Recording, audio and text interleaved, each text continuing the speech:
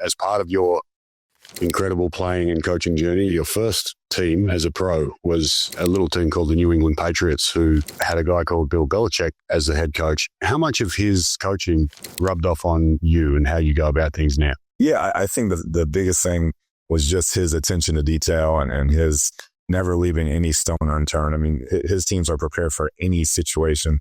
No matter how far-fetched it may sound in August, it usually somehow happens during the season and you're ready for it and you practice it and you've walked it through. And I think that was the biggest thing I took from him. Nobody can beat Bill. I mean, he's a unique personality. He's a brilliant football coach. Probably the only coach in the league that could coach every position and special teams and offense and defense. And I mean, he's all-time great and everybody knows that. But I think when you're around him, you try to take certain things. And to me, that was the preparation each and every week.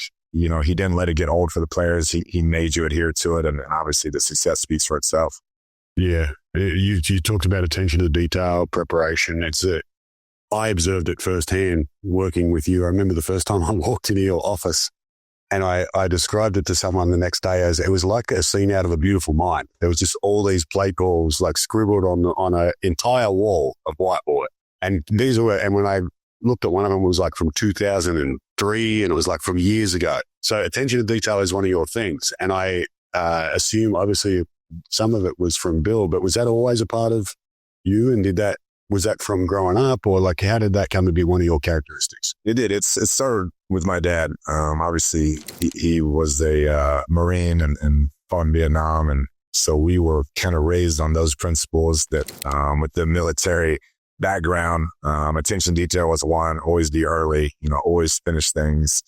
So there's a lot of that going on in our household growing up. And my brother and I were lucky enough to be raised that way. My brother's a really successful engineer. I've been lucky enough to have some fun in football. But yeah, that was kind of a cornerstone of how we were raised. Your dad was a recipient of the Purple Heart. So he not only was a Vietnam vet, which you mentioned, but he was a pretty handy one at that. What do you know of the story behind why he received that? And how did that impact you as a kid when you learn of what it took for him to be awarded that medal? Yeah, he didn't like to talk too much about, his time there. Every now and then he'd share some things, but he would always be like, hey, if you weren't there, it's hard for you to understand. And he didn't want to even go back to those memories. But I know they were in the jungle and somebody hit a tripwire and he got shot, in his jaw. And they came under heavy fire and it was like 2 or 3 hours before they get the helicopter in and get him out of there. And so to your dad, tells his scars, you can barely tell what he says the scars. To have your dad have gone through something like that, the mental toughness you have to even survive that and deal with that circumstances. To me, I was always just so impressed by him. And, he volunteered to go. He didn't get drafted. So he's done things that I question if I could ever do. And been a huge point of pride for me in my life that he served our country. And was that an element of that you were able to draw perspective from where like you might have had a tough day at the office? Exactly.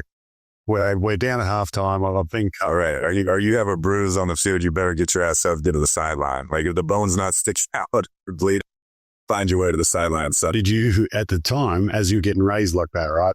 Some kids would push back against being told to be on time or attention to detail, etc. Did you find at the time as a kid that you were like, yeah, I got to do this? Or was it still a little like, was there some rebellion in you? No, my dad's pretty intense. So wasn't going to be any rebellion. And my mom was a educator in high school, very talented lady, did a bunch of stuff outside of teaching as well. And so both of them, showed us at an early age, if you want to have success, like here's kind of some cornerstones to follow. And we were very lucky to have that. Yeah. And it obviously led to, you've had an incredibly successful life to date. Still only a young man and a young coach, but the purpose of this show and this series is to talk about some of these characteristics that you said your dad instilled in you and they made you a good football player, a good coach.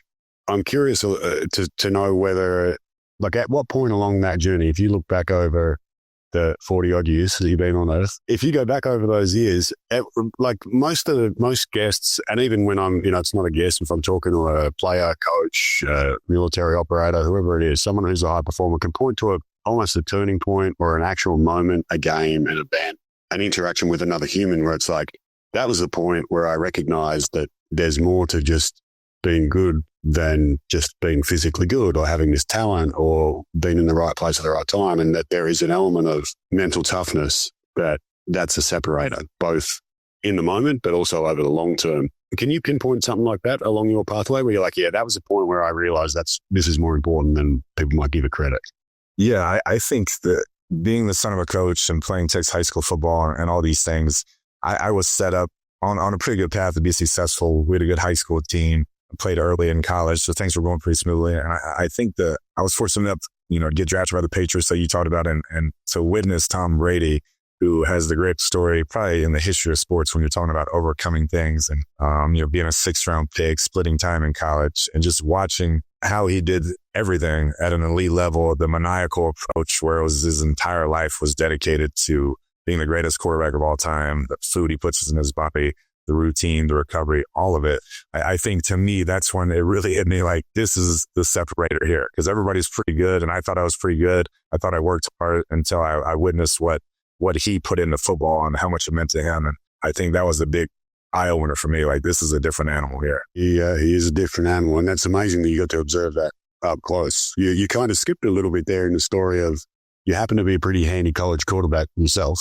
Literally one of only 3 people in history to have gone over 10,000 yards. You smashed a bunch of NCAA records. And yet you still look at that and you say, I wasn't as good as I probably thought I was. Why do you think that you can put up those numbers and then you go, yeah, I'm still like, I wasn't as good as I thought I was? Yeah, like I said, I think for me, it all came fairly easy. I'm not trying to be conceited when I say that, but I'm saying the path, like I was set on. My dad was my head high school football coach. So I was going to camps. I was doing all these things. I could throw at an early age. So I had success early. College, I played early. We get a very pass-friendly, revolutionary coach in there in Mike Leach. So throwing the ball all over the place, we're having a lot of success. Got to play with Wes Welker, who makes you look good no matter where you put it.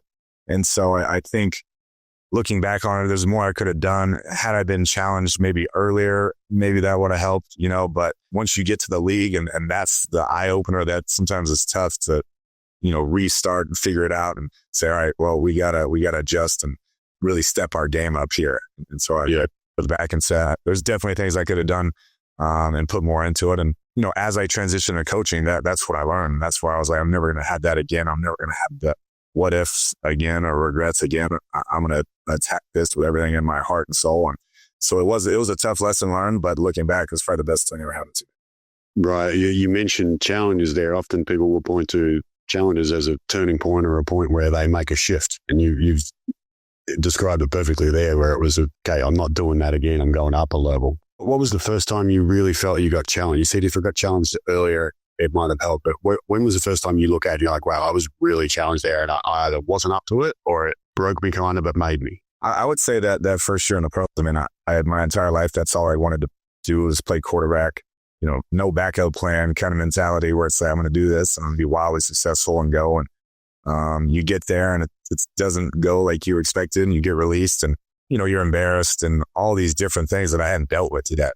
And I think that was the kind of moment that I let it affect my confidence. I hadn't been through that before. And so I don't ever think I really recovered from that as a player, that experience. And looking back, you wish you'd been more mentally tough and handled it different ways. But if you hadn't been through it, you don't know how to handle that. We spoke about this one time, that your ability to have gone through some of those hardships where you've been a player who wasn't as successful as you might have wanted to be actually allowed you to be a better coach because you can connect better with kids who have struggled, right? No question. And I think the biggest thing, and this is when you're going through that the first time, you want to have that victim mentality where I'm the one getting screwed over and the coach isn't playing me and I'm not getting the refs. So if you're in that league, you get your opportunities and stuff to you to make the most of them. And I didn't see it like that. I wanted to blame others for my shortcomings at that time. And you got to go through it. And that was a coach that said it's really helped me because I can talk through those scenarios with guys and say, I've been in your shoes. I know what you're feeling.